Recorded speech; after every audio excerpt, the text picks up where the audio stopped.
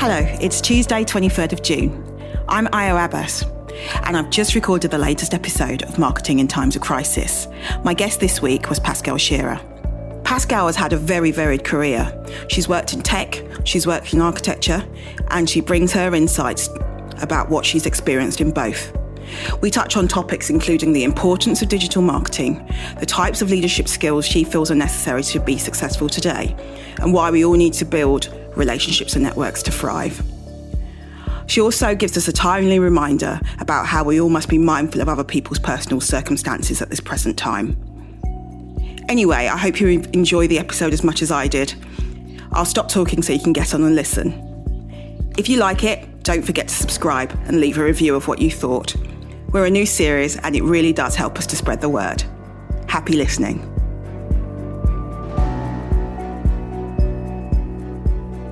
Pascale, can you tell me a bit more about your background and how you got to where you are today?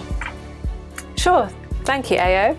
So we met a while ago and probably just around the last recession. And yes, I started 2002 working for Wilkinson Eyre Architects. And I'll always remember my first project was working with Kew Gardens, which meant the whole of that summer I spent basically living at Kew Gardens outside, hanging out with botanists. So that was really fun. I loved that place. It was so really great. Did. And then we worked on schools because there was the big school building program. Do you remember Building Schools for the Future? Yeah, it's the one huge that's national scrapped. Program. Yeah, they got scrapped in 2010 overnight. Exactly by Michael Gove, bless his soul. So anyway, so we were working on that, and it was really, really interesting, huge project. It was the project to rebuild 3,600 secondary schools. Yeah, which is quite a big thing. I think they needed to, at the height, they were going to be completing one school every 36 hours.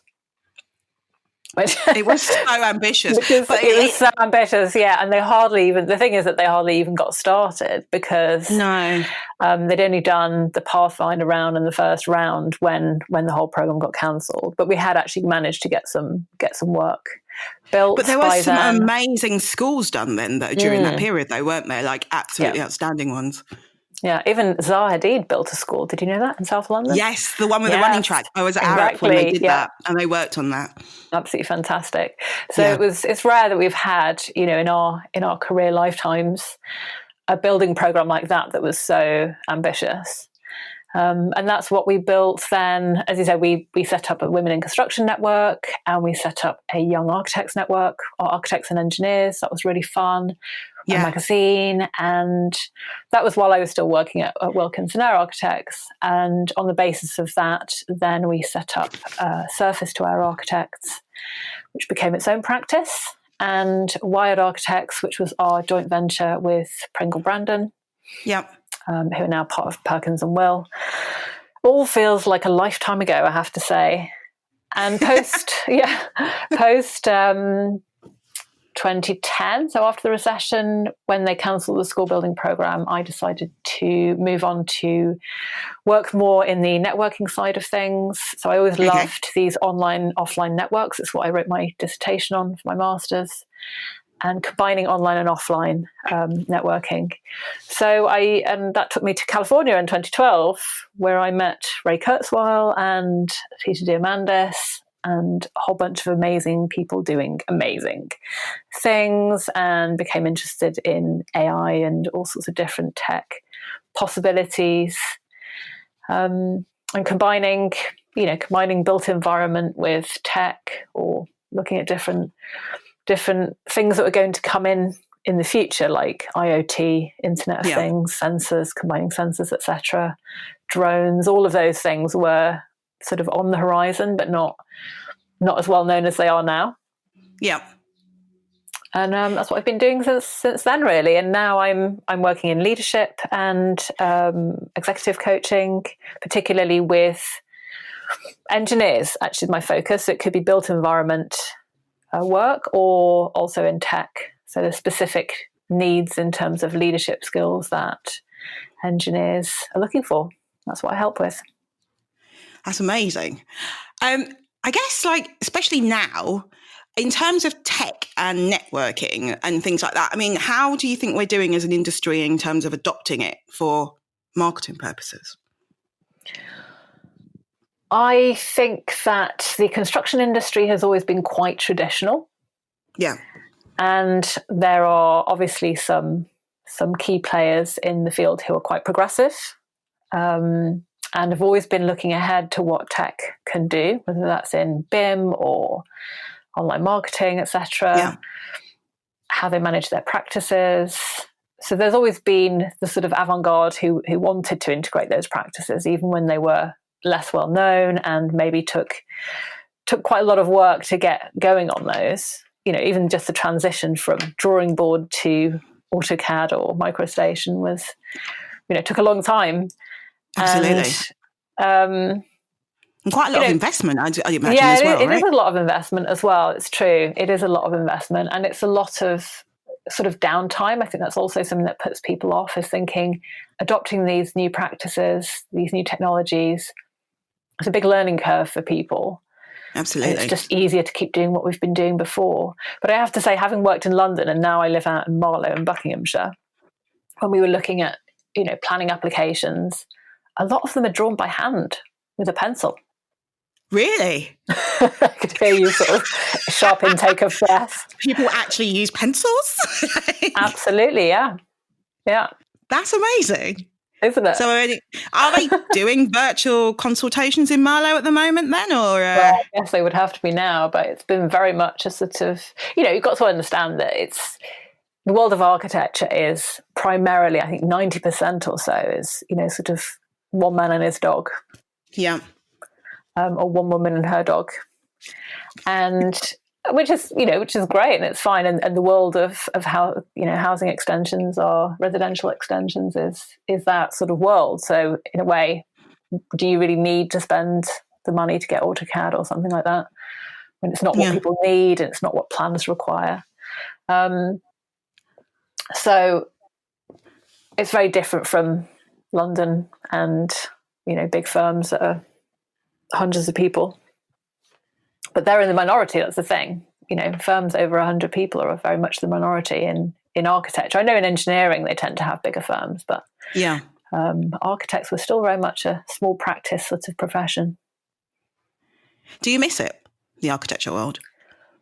Sometimes I miss some aspects of it. I mean, I actually still have lots of architect friends, some of whom have gone rogue like I have, and doing different things. Yeah, exactly. In fact, a friend of mine who's amazing, who I was at Oxford Brookes University with, she, you know, got completely qualified. So did her 8 years getting qualified, and then set up a sustainable fashion consultancy, and she's just raised $500,000 in funding in the middle of the COVID crisis. You know, she's been working on it for 10 years, but you know, she has this amazing community of people who are all working in sustainable fashion. So I think the thing with architects is that we're so versatile, and you train in architecture, but you've got lots and lots of different skills, and people end up in all sorts of different directions. So it's fun to see where people have ended up that, you know, I was at college with 20 years ago. And what similarities and differences do you see between how kind of tech firms and architectural firms market themselves? Are there things that you kind of stand out to you as being quite, I guess, stark or different? They're very different. Tech firms, they market almost entirely online, digital. And if they're going to do some print marketing or some, video marketing that's not online, then they will be doing that as a sort of add-on to what they're doing online. And the primary reason is because they get the analytics, so they know exactly what people are responding to, and they can just adapt their marketing very, very quickly. And what do you think the architectural world can learn from that? Well, I think the architectural world, like I said, is quite sort of tends to stick with what it knows. Yeah. And I think they're missing out on an awful lot of possibilities in terms of what they could learn about their clients. I suppose in a way, it's not architecture doesn't move particularly fast. We know who our clients are. It's a fairly small base of people. You can talk to them sort of face to face. This is why things like MIPIM are always popular. because you know who's going to be there. They're established events. So I think marketing has been very much around events in construction. They have, and obviously all of that has changed, and we don't know really what's going to happen in terms of those events in the next year. People have sort of been thinking, well, from September everything will be okay, or we'll put our event back to October. And the reality is we don't know if those things are going to be happening again, and if they are, will travel be affordable or even reliable enough? And I think a lot of companies now are looking to find alternatives. You know, the money they would have spent going to, for example, MIPIM, what are they going to do with it? That's marketing budget they can spend elsewhere. Yeah. I mean, I think what's quite interesting at the moment is, I mean, for me in particular, I think in some ways not having those big events, which are, you know, the staples such as MIPIM, means that other things have come to the fore. So I guess it's leveled the playing field in a way, networking wise, because it makes things much more accessible. Because I know I've met people who have said, oh, I've always wanted to come to this event or this some networking event, but I've never had the time, or I'm based in Reading and the events are in London in the evening and I can't make it. Yeah. And I think in some ways, actually lockdown and it's all being enforced on everybody has meant that it's more open to more diverse voices and faces in the industry, which for me is actually a good thing in that way. Definitely, because our industry is so London centric. It always has been. Yeah. And like you say, if all the big events are in London, you know, the decision makers are in London because the government's in London, the big funders, big agencies, they're all in London. So it's difficult if you're outside, even if you're places with a strong construction and architecture community like Manchester or Bristol. Yeah. It's still not those big events, you know, all the magazines as well. If you wanted to sort of brush up with editors and journalists, you would need to be in London. Yeah. But it'll be interesting to see. It does level the playing field for larger companies and for companies that are not in the big cities. Absolutely, which I think is quite an interesting angle on all of this. Are there places where you think architects and engineers should be kind of looking for inspiration when it comes to how they market themselves going forward? Are there people that do it particularly well? Yes, I mean, I think, you know, definitely look at what tech companies are doing. We seem to forget sometimes that because we work in the built environment, actually where we spend our time is increasingly online. So it's independent of our location. And we should be thinking about, you know, built environment is competing with online environments. And therefore, if you look at what people are doing to get people's attention online and what works, that's what's going to be most useful. And I think it's very much to do with a focus on building relationships. And marketing always has been, right? It's always been about brand and relationships. And that takes time. So looking at companies that have a strong relationship building, for example, on LinkedIn, which is obviously the main business platform, looking at what people are doing with online advertising, but of course it shifts all the time. You know, YouTube isn't as popular as it used to be. Now people have gone elsewhere. A lot of other platforms are now competing on video, whereas YouTube used to be the main platform. And things like podcasts actually are very interesting in terms of how people are using their time listening in and having that combination of being able to contact people through LinkedIn, being able to listen to podcasts, watch videos, do more interactive. I think everything that's interactive, where you're actually able to connect with people directly in an authentic way, is useful. And I think you can no longer sort of say, well, I don't really want to be interactive. It's too much hard work. It's too much time. I'm going to just, I want to be able to just put an advert in front of 50,000 people in a magazine, because or have my that's party not once how a year. It works. Exactly. It's just not how it works anymore. It's much more about being targeting, being very specific about who your audience is and who you want to talk to. And online affords you the ability to exactly, put your information in front of people who would be interested in it, which is better for everybody. Absolutely. And actually you can make more engaging information as well. There's much more tools. You can use much more kind of different ways to tell that story, which I think is the most powerful thing about online, is that you can so many different mediums. Yeah. And you can bring far more people into it. And I think that's the exciting part. But I think there's not that many people that actually take that kind of digital first approach, which I think is what they should probably be moving towards rather than always looking for print or something like that. Yeah, definitely. And I think things like collaborations are still going to be important and strong. Yeah. Sponsoring events was quite often, we found that, just sponsoring an event is one thing, and that's almost a bit like putting an advert in a paper or something. You just pay for it and people see it.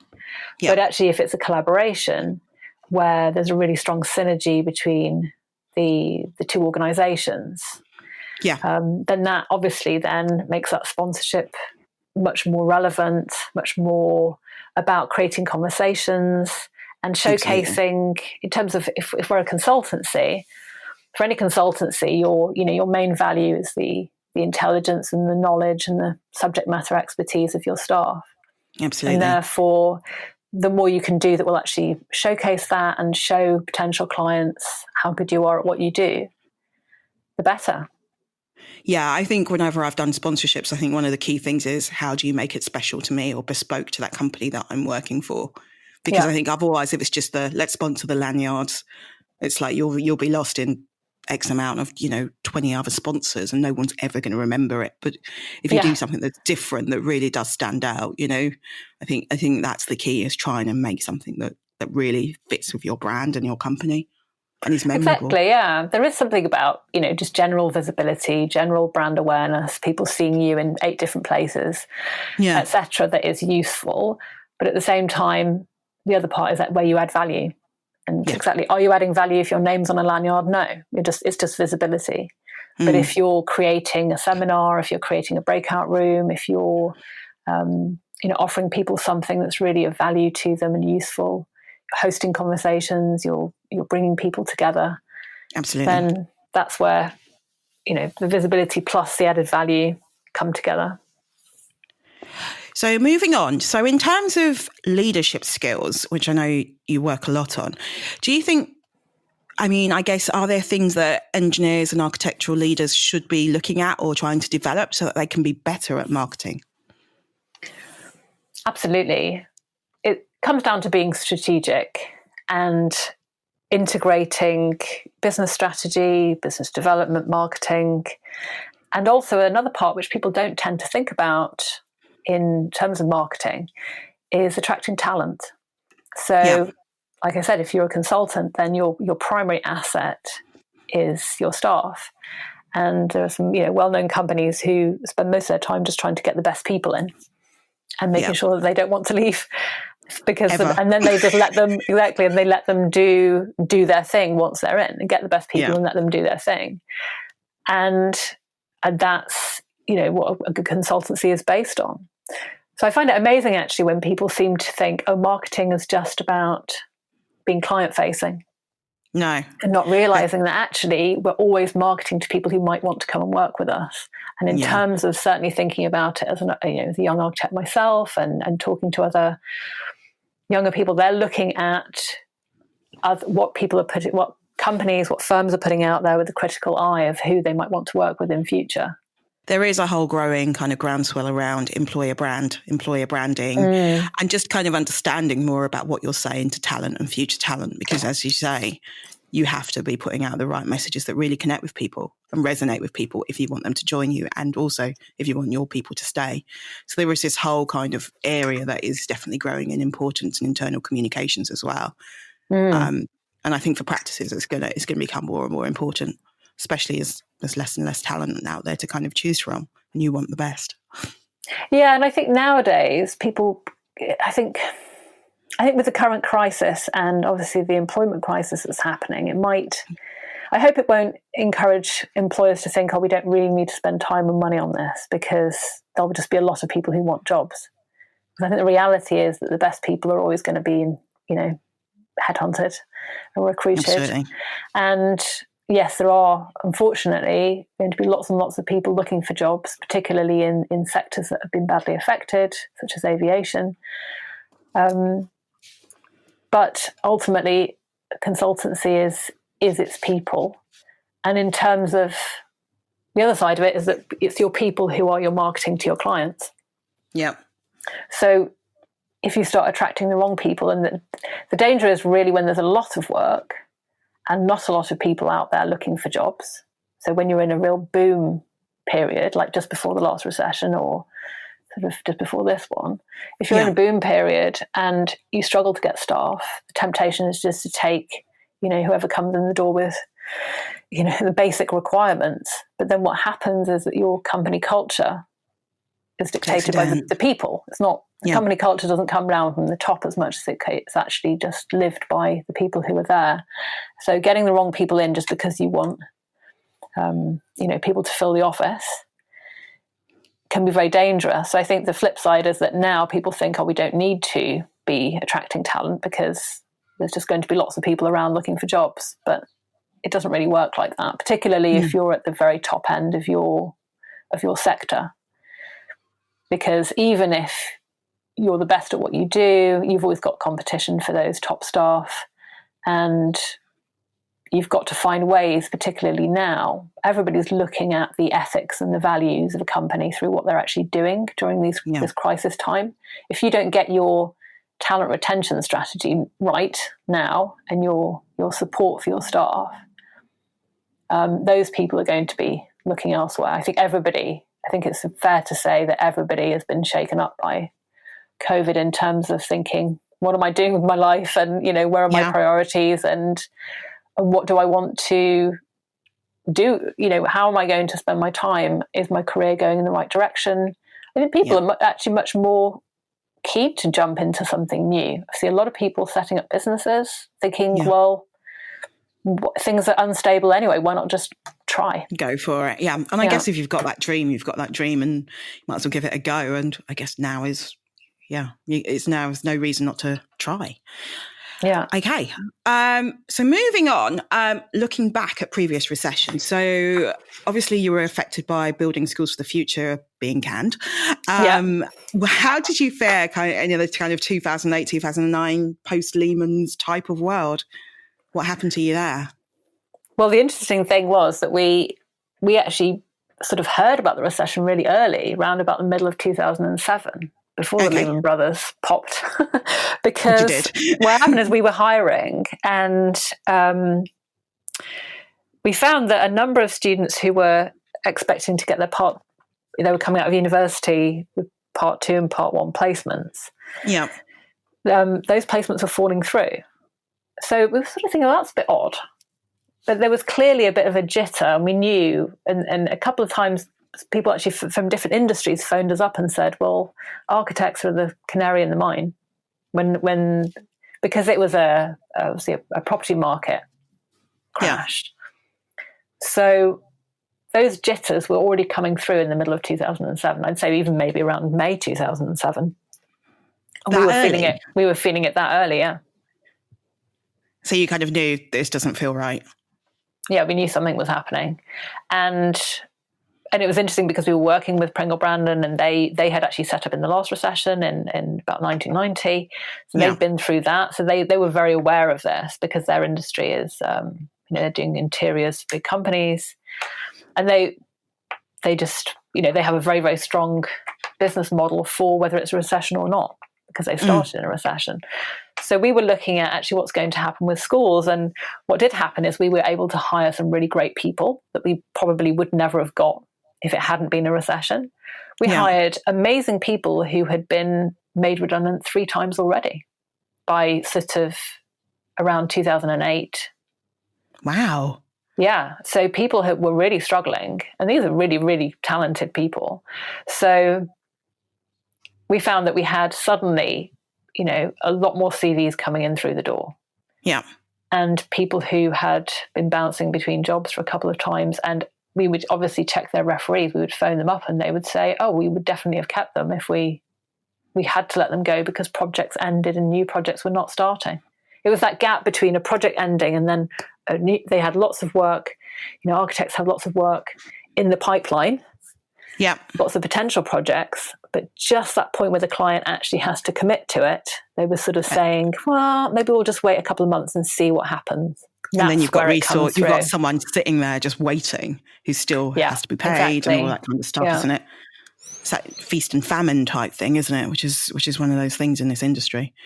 Absolutely. And I'm sure it's happening again now. I'm not sure how, obviously the difference now is you've got the furlough option. Yeah. Which again sort of leaves people dangling on a string, really, as to not knowing whether or not they do have a job to go back to. And I think it's difficult, particularly for young people who haven't been through a recession before. This might be very, very unusual for them. Or for people who are coming out of university. And I particularly feel for, architects who have to find that part 1 placement, part 2 placement. And it's a long haul. And if you're trying to do that now, it's not easy at all.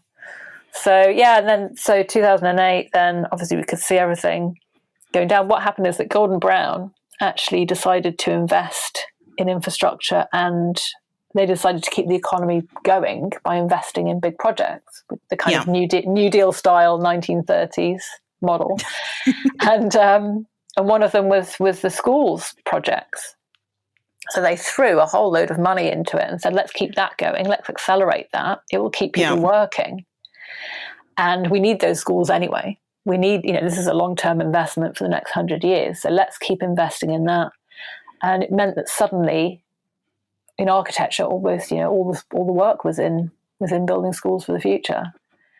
And some amazing schools were created, though. Some absolutely there were some amazing standout things, but it was incredibly high pressure on our clients, the local authorities. We were working in, my main project was in Camden, and it was a race against time, knowing that they were going to cancel the programme.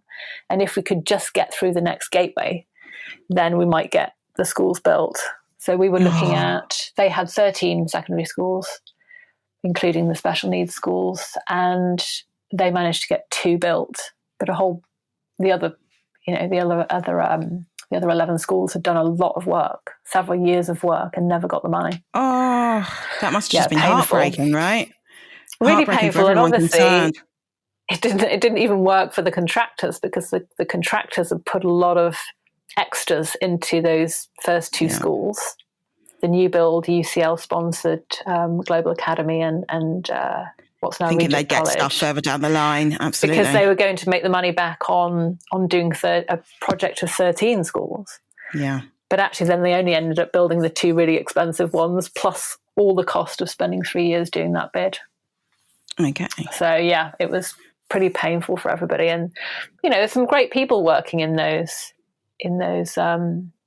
organisations, and everybody was very passionate about the aspect of transforming education and giving them the right school environment to work from and learn from and stuff, which is, I mean, it had admirable aims, didn't it? I mean, it really did. It did. Moving on to my final question. So what one tip would you give to business leaders about how to market themselves now?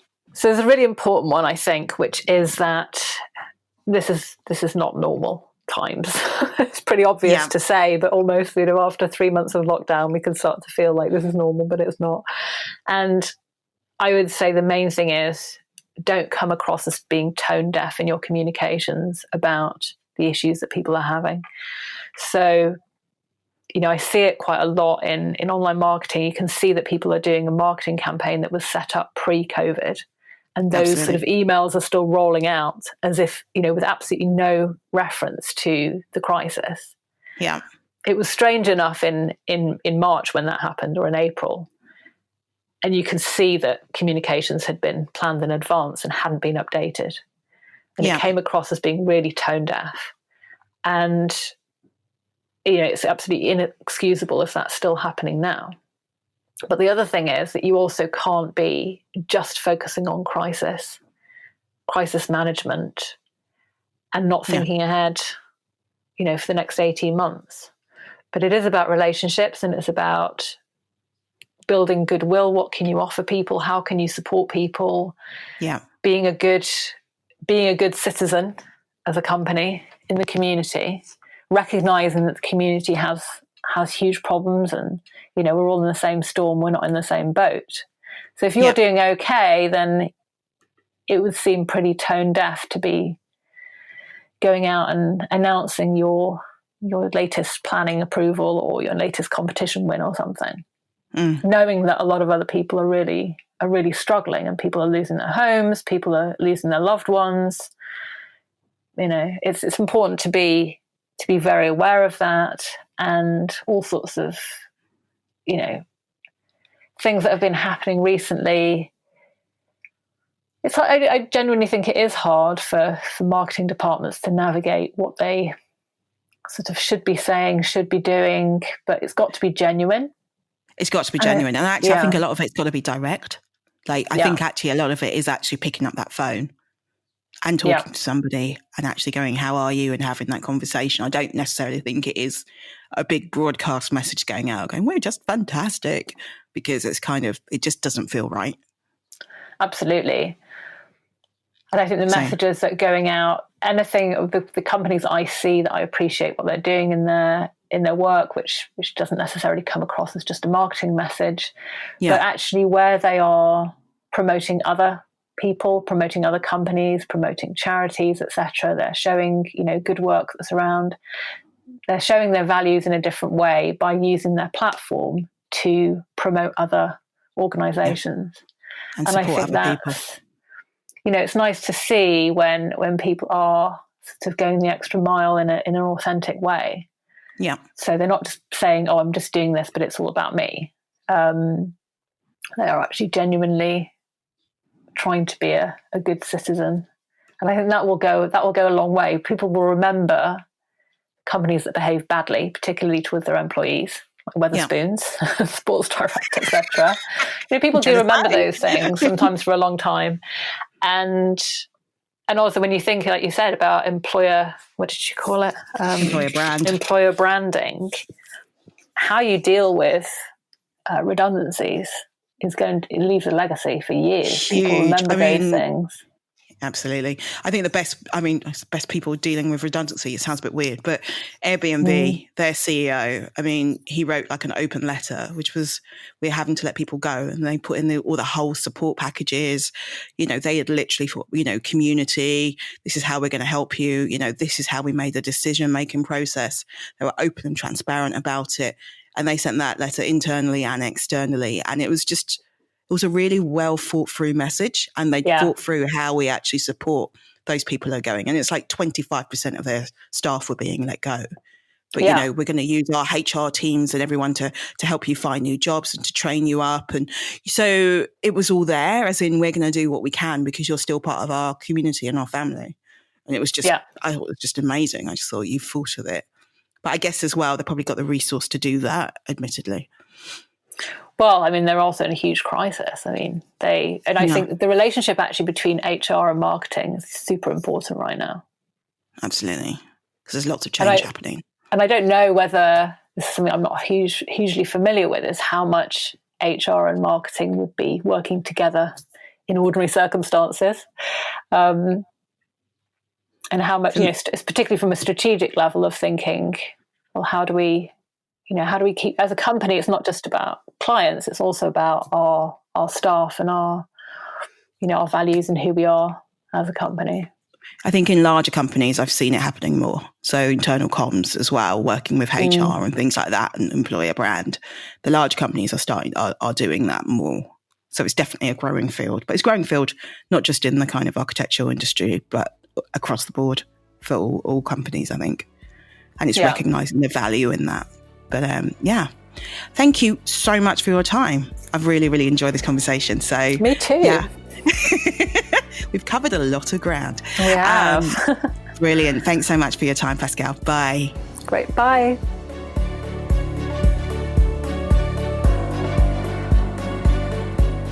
Thanks so much for listening to Marketing in Times of Crisis. I really do appreciate you taking time out of your day to tune in. Check out the show notes for useful links, including my website, where you can find out more about everything featured today and how to get in touch. We're a new podcast, so if you like what you've heard, please do subscribe so that you never miss an episode and more people get to hear about us.